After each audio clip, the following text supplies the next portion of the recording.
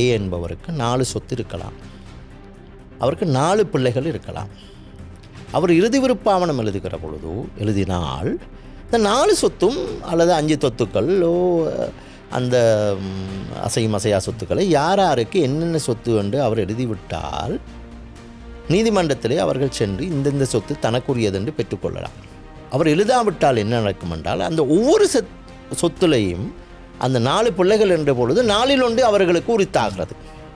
எனவே நீதிமன்றத்துக்கு சென்று 4 பங்கை பெற்று அதன் பின்னர் அந்த 4 பிள்ளைகளும் சேர்ந்து அந்த சொத்துக்களை பிரித்து கொள்ள வேண்டும். அதனை தவிர்த்து கொள்வதற்காக இந்த இறுதி விருப்பாவணம் எழுதி வைப்பது சில சந்தர்ப்பங்களிலே இந்த குடும்பத்தில் ஏற்படுகிற பிணக்குகள் பிரச்சனைகளை தவிர்த்து கொள்வதற்கு ஒரு முறையாக அமையும்.